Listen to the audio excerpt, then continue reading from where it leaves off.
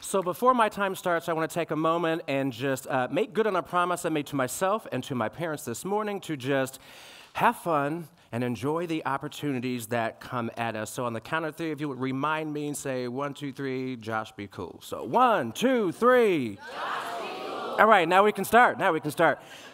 So as you said, my name is Joshua Thompson, and I played piano for about 33 years at this point. And in that period of time, I had so many opportunities to witness and be a part of and participate in some amazing concerts at some well-renowned symphony centers across the country, including here in Indianapolis at the historic Hilbert Circle Theater.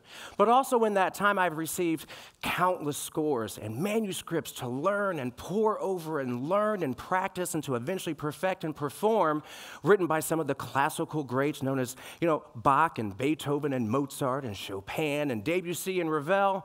And every time as I was growing up, I would receive a new piece of music, or I would look at an orchestra program, or I'd look to my right and look to my left at my colleagues. I always had this burning question of, where are we?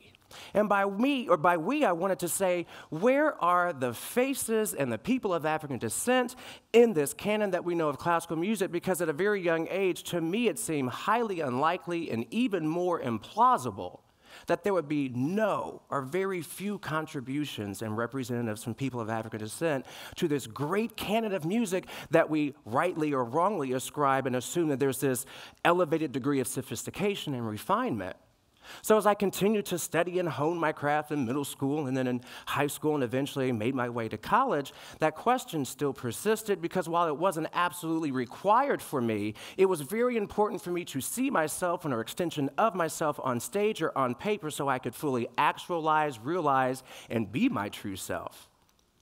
So for me, it was a question of more than just identity politics, and I thought, well, if we know the names of, Tchaikovsky and Gershwin and Schumann and Bartok, where are we in this field? So it started a couple years ago with a very simple search with our good friend Google, and I said, okay, composers of African descent, and click. And what I found out was what I knew all along, that yes, it was implausible and it was impossible to think that we don't have representation, because what I saw was a vast array and a huge catalog full of the repertoire of people who look like me from African descent. But it wasn't just the music that I could tap into.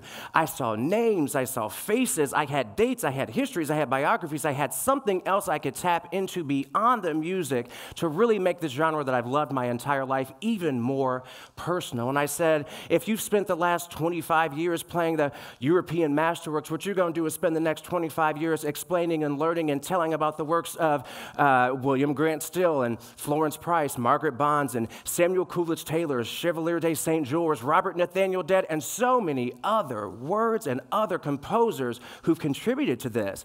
Because when we move beyond identity politics and understand why they've been excluded, it's a brief understanding of global and U.S. history that's based on exclusion and erasure for the simple fact of making stratifications and hierarchies that are just based on what we look like to either ascribe value or to take it away from you for no other reason.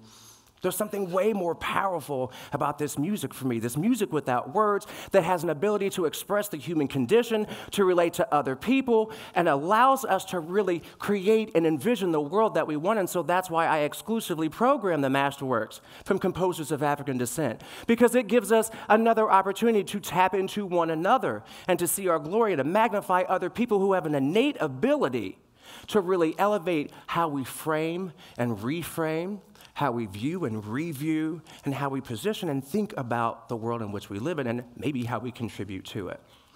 So if you're one of my good friends and family, you know I talk about this stuff all of the time. And much to the chagrin, and like my husband says all the time, is like, are you playing that song again? And I'm like, yes, because it's called practice. I think he's back in the green room. He's like, I've heard it before. But I can talk to you about this stuff all day, and I usually do, but I can show you way better than I can tell you. And to help me do that, I've brought another person who I view as being a very visionary person, Miss Vajon Savage.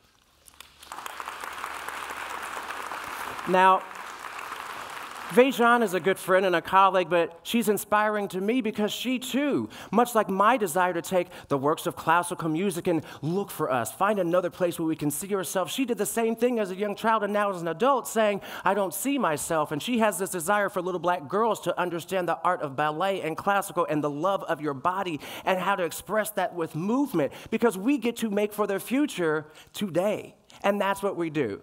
So we're going to perform a piece for you written by William Grant Still, often called the Dean of Classical Music for people of African descent.